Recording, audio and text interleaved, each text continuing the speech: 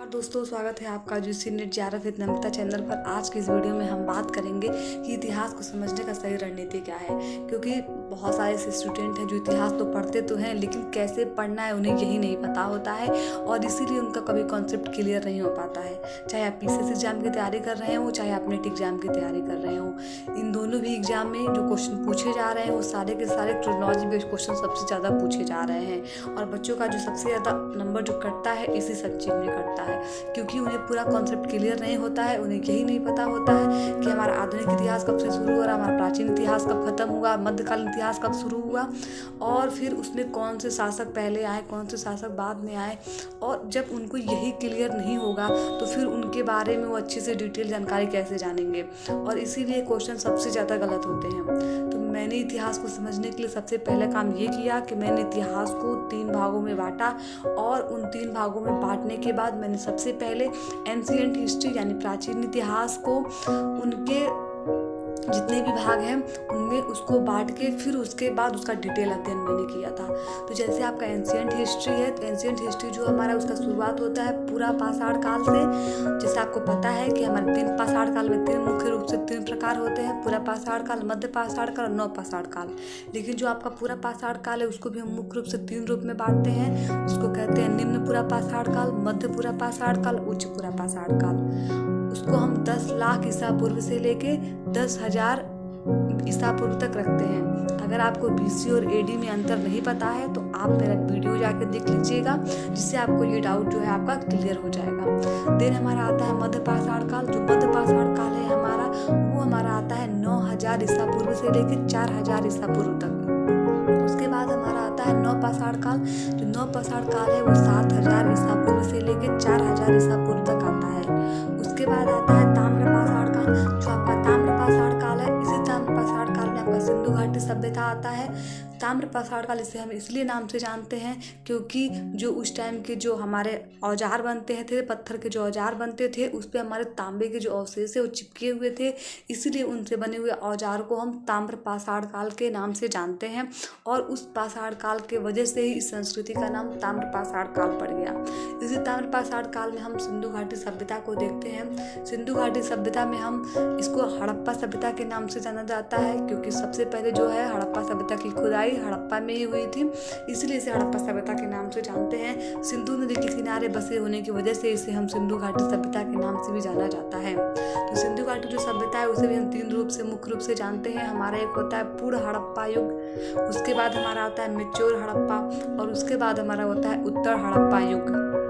उसके बाद हमारा आता है लौह युग। लौह युग में हम देखते हैं मुख्य रूप से इसको 2 भागों में बांटते हैं। एक होता है ऋग वैदिक काल, दूसरा होता है उत्तर वैदिक काल। जो आपका ऋग वैदिक काल है, जब आर्यों का इन्वेजन होता है भारत में, तो उसको हम 1500 ईसा पूर्व से लेके 1000 ईसा पूर्व तक रखते हैं, और जिसमें हम ऋग्वेद जो है मुख्य रूप से उसको जानने का स्रोत है। उसके बाद आता है उत्तर वैदिक काल, जो 1000 ईसा पूर्व से लेके 600 ईसा पूर्व तक होता है। और इसको हम उत्तर वैदिक काल में ही जो भी हमारे बाकी जो ग्रंथ है वो लिखे गए थे, जैसे कि आपका सामवेद हो, अथर्ववेद हो, ब्राह्मणम हो, उपनिषद हो, तो ये सब के सब जो हमारे उत्तर वैदिक काल में ही लिखे गए थे। उत्तर वैदिक काल के बाद जो 600 ईसा पूर्व के समय ही हमारे 2 मुख्य रूप से धर्म आते हैं। वैसे तो जैन धर्म का जो इतिहास है वो ऋग वैदिक काल से ही मिलता है, लेकिन जो मुख्य रूप से जो जैन धर्म को अपने प्रगति पे पहुंचाए थे, जिनका नाम था महावीर स्वामी, वो हमारे 620 ईसा पूर्व के समय ही उनका जो है प्रादुर्भाव होता है। तो जैन धर्म और बौद्ध धर्म के बारे में हम देखते हैं। जब जैन और बौद्ध धर्म के बारे में हम देखते हैं तो ये देखते हैं कि उन्होंने 2 ग्रंथ ऐसे लिखे हैं, जैसे कि जैन धर्म का हमारा भगवती सूत्र और बौद्ध धर्म का अंगुत्तर निकाय, जिसमें हमें 16 महाजनपद के बारे में जानकारी मिलती है। इन 16 महाजनपदों में सबसे मुख्य रूप से उभर कर सामने आता है हमारा मगध साम्राज्य। 16 महाजनपद में कुछ एग्जाम्पल मैं आपको देना चाहती हूँ, जैसे गंधार था, कंबोज था, आपका अस्मक था, कौशल नरेश का था, इस तरीके से आपके कुल मिला के 16 महाजनपद थे। इन 16 महाजनपद में जो सबसे शक्तिशाली उभर कर सामने आया था, जिसका नाम था मगध साम्राज्य। तो मगध साम्राज्य के जो पहले शासक थे, जो पहला वंश था, उसका नाम था हर्यक वंश, जिसके पहले जो हमारे शासक थे उनका नाम था बिंबिसार। तो बिंबिसार को आप देखते हैं, बिंबिसार के बाद उनके बेटे होते अजातशत्रु, जिन्होंने अपने पिता की हत्या करके ही और शासन को प्राप्त किया था, इसलिए उनको कुड़ी के नाम से भी जाना जाता है। अजातशत्रु ही थे जिनके समय में पहली बार बौद्ध धर्म की संगति हुई थी। बौद्ध धर्म में संगति होने के बाद जो हमारे अजातशत्रु थे, अजातशत्रु के बाद आते हैं नागदशक। नागदशक की जो है उनके सेनापति जो थे शिशुनाग, उनकी हत्या कर देते हैं और उस मगध साम्राज्य पर एक नए वंश का उत्पत्ति होती है, जिसका नाम होता है शिशुनाग वंश। शिशुनाग वंश के बाद हमारा आता है हमारा नंद वंश। नंद वंश जो था उसकी स्थापना करते हैं महापद्म नंद। महापद्म नंद के जो बेटे थे जिनका नाम था घनानंद। आपको पता होगा कि घनानंद ही थे जिनके शासनकाल में मैसेडोनिया के सिकंदर, विश्व विजेता सिकंदर जो था, उन्होंने भारत पर आक्रमण किया था। भारत पर आक्रमण वो बसते नहीं कर पाए थे, वो झेलम जो है वहीं पे उनका युद्ध हुआ था पोरस से, और उस युद्ध के बाद जो है वो ब्यास नदी को पार नहीं कर पाए क्योंकि उनके सैनिकों ने उनका साथ नहीं दिया और वो वापस चले गए 326 से 325 ईसा पूर्व के समय। और घनानंद के शासनकाल में वो भारत पर आक्रमण नहीं कर सके थे और घनानंद को हराकर हमारे जो चंद्रगुप्त मौर्य थे, चाणक्य की सहायता से एक नए वंश की स्थापना करते हैं उस मगध साम्राज्य पर, जिसका नाम होता है मौर्य वंश। तो मौर्य वंश की स्थापना करते हैं चंद्रगुप्त मौर्य। चंद्रगुप्त मौर्य के बेटे होते हैं बिंदुसार और बिंदुसार के बेटे होते हैं हमारे अशोक, जिन्होंने बौद्ध धर्म को इतनी ख्याति प्राप्त करवाई। और आपको पता होगा कि सारनाथ में जो हमारा बौद्ध स्तंभ है, तो जो भी है हमारा जो बौद्ध धर्म को इतनी प्रगति पे ले जाने वाले पूरे विश्व में फैलाने का काम जो है अशोक ने ही किया था। अशोक के बाद हमारे आते हैं उनके बेटे कुणाल और उनके पोते दशरथ। इन दोनों ने एक साथ शासन किया था क्योंकि जो हमारे अशोक थे, अशोक के जो बेटे थे कुणाल, उन्होंने उत्तर पश्चिम भारत में शासन करने की मन बनाई। उन्होंने वहाँ शासन किया, उत्तर पश्चिम आज का अफगानिस्तान और पाकिस्तान पर उन्होंने शासन किया। और जो उनके पोते थे जिनका नाम था दशरथ ने जो है मगध साम्राज्य का जो मेन जो उनका जो एरिया था उस पर वो शासन कर रहे थे। लेकिन जो उत्तर पश्चिम जो शासन था जिस पे कुणाल शासन कर रहे थे, उनके शासनकाल में ही इंडो ग्रीक का आक्रमण होता है और उनके शासन को छत-बितत कर दिया जाता है और इंडो ग्रीक का वहाँ जो शासनकाल शुरू हो जाता है। इस तरीके से जो होता है यूरोपीय मतलब जो हमारे जो आक्रमणकारी हैं उनका इन्वेजन होता है, जिसमें मुख्य रूप से 4 होते हैं ISPK। ये याद करने का ट्रिक है। आई का मतलब इंडो ग्रीक के बाद आते हैं हमारे शक, उसके बाद पी मतलब पहलव वंश, जिसको हम सीथो के नाम से भी जानते हैं। उसके बाद आता है के यानी कि कुषाण वंश को हम 2 भागों में देखते हैं, जैसे कुजुल कडफिसेस और कुषाण वंश जो हमारे थे कुषाण वंश। उसके बाद हमारा आता है इन लोगों ने शासन किया तो उन्होंने उत्तर पश्चिम जो मौर्य साम्राज्य था उसको छत-बिछत कर दिया।